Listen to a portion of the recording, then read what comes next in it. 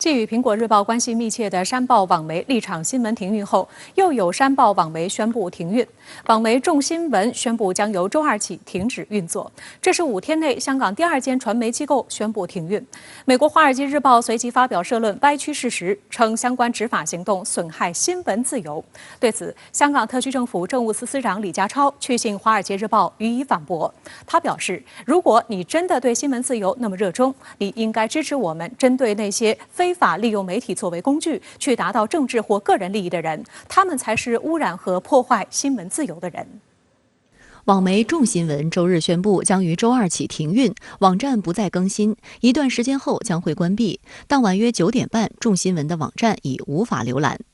香港特区政府去年10月9日曾发布新闻公报，对众新闻企图令读者误解香港保安局局长邓炳强在行政长官2021年施政报告记者会上就基本法第23条立法的解说。香港保安局发言人当日表示，有关报道误导市民，对此深表遗憾。发言人强调，多家媒体相关报道与保安局局长说法相符。众新闻声称，保安局局长拒绝保证基本法23条立法不以言入罪，实属误导。此外，众新闻曾公然发布多篇煽动暴力的文章。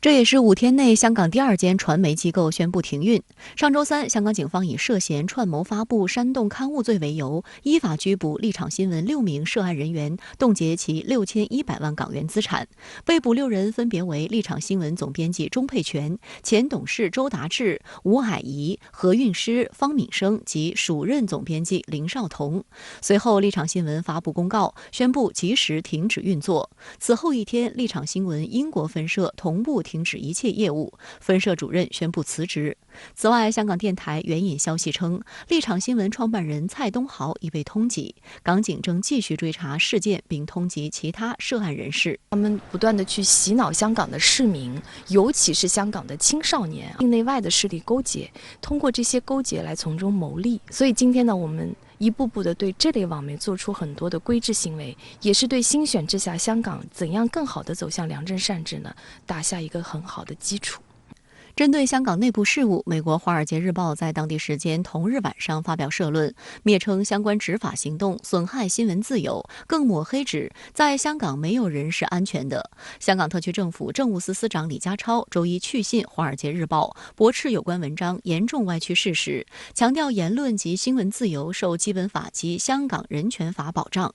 李家超反驳称，有关文章严重误导和歪曲事实，对香港的指控毫无根据。针对立场的执法行动与新闻自由没有关系，警方是严格依照香港法律和搜集得来的证据办事。李家超指，如果你真的对新闻自由那么热衷，你应该支持我们针对那些非法的利用媒体作为工具去达到政治或个人利益的人，他们才是污染和破坏新闻自由的人。李家超还提到《华尔街日报》有关香港选举的评论，指该报错误地断言政府操纵立法会选举。他强调，选举是在公开、公平和诚实的环境下进行，并制定了法律，防止任何人通过煽动他人不投票或投无效票来操纵选举。《华尔街日报》毫无根据的评论只反映了自己的偏见。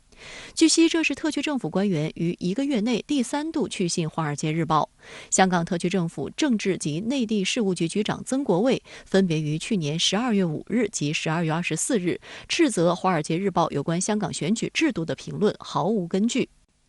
香港特区政府周一为第7届立法会议员举行宣誓仪式。宣誓前，立法会议员接受媒体采访，有媒体针对众新闻停运事件提问。新当选第7届立法会议员的陈曼琪就表示，在国际标准里，言论自由或其他一切自由的行使都不是没有限制的，都必须以国家安全、公共秩序为前提。至于一些媒体在香港国安法生效后主动停运，必定是认为自己的所作所为可能会触犯国安法，认为有一定的风险。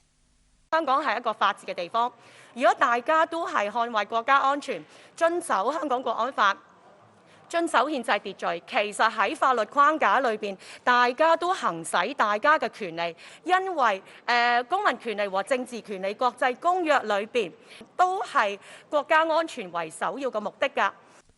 深圳卫视注意到，邓炳强近日在接受中新社专访时，也特别强调软对抗的危害。他表示，印象最深的是《苹果日报》的关闭，这份报纸荼毒着香港市民，特别是让青少年对国家或政府有一个错误的观念。现在他们結束了，這讓社會更加好、更加民主。一啲反中亂港嘅一啲嘅人士啊，咁亦都咧係鋃鐺入獄。咁呢個對於我哋咧係整體個國家安全咧係嗰個貢獻好大嘅。喺背後煽動佢哋嘅人咧，都係俾我哋拘捕咗，咁令到咧成個問題咧係得以咧係即係整體咧係平靜咗好多。咁我諗呢一個咧係我哋保安局入邊係最大一個成就。鄧炳強還表示，一些棄保潛逃者在國外發表煽動分裂國家和顛覆國家政權的言論，涉嫌違反香港國安法。他指出，香港國安法具有域外效力，特區政府將依法處理，追究相關人士的法律責任。佢哋以為呢個人唔喺香港